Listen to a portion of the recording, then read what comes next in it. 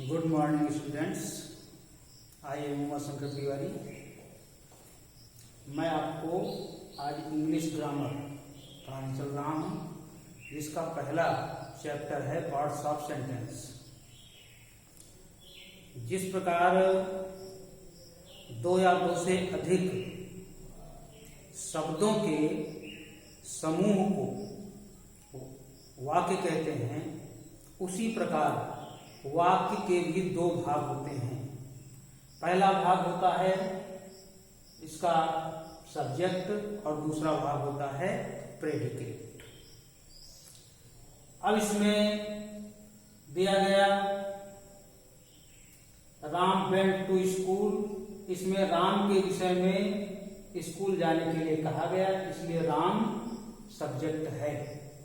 पहली बार समझेंगे कि सब्जेक्ट किसे कहते हैं। सब्जेक्ट का हिंदी होता है उद्देश्य, और इसमें लिखा गया कहा गया वाक्य में जिसके विषय में कहा जाता है। जो भी वाक्य आपको मिले, उस वाक्य में जिसके विषय में कुछ कहा जाए, वह पार्ट, वह भाग सब्जेक्ट कहलाता है। जैसे Ram went to school, Ram school गया। सब्जेक्ट ढूंढेंगे कैसे हम? सब्जेक्ट ढूंढने का एक शब्द होता है कौन। किसी भी वाक्य की क्रिया में कौन लगा के आप प्रश्न करेंगे तो आपको सब्जेक्ट मिल जाएगा। जैसे इस वाक्य में राम स्कूल गया, तो कौन राम स्कूल गया? कौन स्कूल गया? राम। तो राम आपका क्या हो गया? सब्जेक्ट। दूसरी बात, दूसरा है आपका प्रेडिकेट। पहला भाग है सब्जेक्ट और दूसरा भाग है प्रेडिकेट। प्रेडिकेट को हम कहते हैं विधेय। अब समझेंगे कि प्रेडिकेट किसको कहते हैं। सब्जेक्ट वाक्य में सब्जेक्ट के विषय में जो कुछ भी कहा जाए, जितना भी कहा जाए, वो सारा का सारा भाग प्रेडिकेट कहलाता है। जैसे ऊपर का वाक्य आपको दिया गया, Ram went to school, Ram school गया। आपने सब्जेक्ट ढूंढ लिया, राम सब्जेक्ट है उसका। राम के बाद, सब्जेक्ट के बाद जितना भी शब्द आएगा, वो सारे शब्दों को हम प्रेडिकेट कहेंगे। तो इस वाक्य में Ram went to school, Ram subject हो गया और वेंट टू स्कूल प्रेडिकेट हो गया। अब इसके बाद नंबर आता है कि सब्जेक्ट यदि दो शब्दों में हो, तीन शब्दों में हो, चार शब्दों में हो, तब उनका क्रम क्या होना चाहिए। पहले वाक्य में आपने देखा Ram went to school, Ram subject एक शब्द वाला है, इसलिए उसको केवल हेडवर्ड नाउन के रूप में उसको प्रयोग कर लिया गया, आ गया।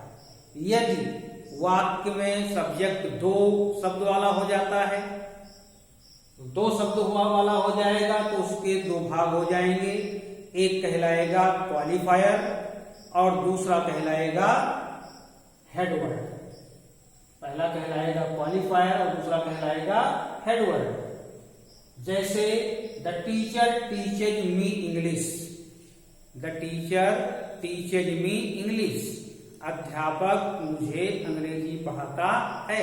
तो सब्जेक्ट ढूंढेंगे पहले इसका, कौन लगा करके। क्रिया क्या है? टीचेज, पढ़ाना। कौन पढ़ाता है मुझे इंग्लिश? टीचर। तो टीचर का आया द टीचर, दो शब्द आ गए। दो शब्द आ गए तो पहला शब्द हो गया इसका क्वालिफायर और दूसरा शब्द हो गया हेडवर्ड। पहला शब्द क्वालिफायर, दूसरा शब्द हेडवर्ड। इसी प्रकार यदि वाक्य में जो भी सब्जेक्ट आपको मिलेगा, उस सब्जेक्ट में मान लो तीन शब्द हो गए, सब्जेक्ट में तीन शब्द हो गए, तो फिर क्वालिफायर के दो भाग कर दिए जाते हैं। एक होता है डिटरमिनर और दूसरा होता है एडजेक्टिव। डिटरमिनर का हिंदी अर्थ होता है निर्धारक शब्द। डिटरमिनर को हिंदी में कहते हैं निर्धारक शब्द। और दूसरा है एडजेक्टिव, विशेषण, जो नाउन और प्रोनाउन की विशेषता बताता है। और तीसरा शब्द हो जाएगा वह नाउन अथवा प्रोनाउन, उसको हम कहेंगे हेडवर्ड। तो अब 3 भाग हो गए, 3 शब्द आए तो 3 भाग बन गए। यदि वाक्य में सब्जेक्ट 4 शब्दों वाला हो जाता है, जब 4 शब्दों वाला हो जाएगा तो उसको 4 भागों में, सब्जेक्ट को हम 4 भागों में विभक्त कर देंगे और वो 4 भाग होंगे डिटरमिनर, एडजेक्टिव, हेड वर्ड और एडजेक्टिव फ्रेज। डिटरमिनर को मैंने बताया कि वो निर्धारक होता है, निर्धारण करता है। एडजेक्टिव विशेषता बताता है। हेड वर्ड नाउन अथवा प्रोनाउन के रूप में आता है और एडजेक्टिव फ्रेज जो होता है वो विशेषण वाक्यांश कहलाता है। प्रायः इसको हम ध्यान देंगे कि एडजेक्टिव का प्रयोग और एडजेक्टिव फ्रेज का प्रयोग, उसका जो क्रम होता है वो एडजेक्टिव नाउन अथवा प्रोनाउन के पहले लिखा जाता है और एडजेक्टिव फ्रेज नाउन अथवा प्रोनाउन के बाद लिखा जाता है। इस प्रकार इसमें 4 भाग हो जाएंगे। जैसे एक एग्जाम्पल इसमें दिया गया, an old women sitting in the corner is my teacher. An old women, an एक शब्द हुआ, ओल्ड दूसरा शब्द हुआ, वुमेन तीसरा शब्द हुआ और सिटिंग इन द कॉर्नर चौथा शब्द हो गया। अब इनको हम 4 भागों में बांटेंगे। 4 भागों का नाम होगा इसमें, पहला एन है, एन को हम कहेंगे डिटरमिनर। दूसरा है ओल्ड, ओल्ड शब्द है एडजेक्टिव, नंबर 2 क्रम पर आएगा। तीसरा शब्द है इसमें वुमेन, वुमेन हेड वर्ड कहलाएगा और चौथा शब्द है सिटिंग इन द कॉर्नर, ये एडजेक्टिव फ्रेज कहलाएगा। ये अकेले शब्द में नहीं आता, ये 2-3 शब्दों के साथ आता है। इस प्रकार आपका वाक्य बन गया, an old women sitting in the corner is my mother.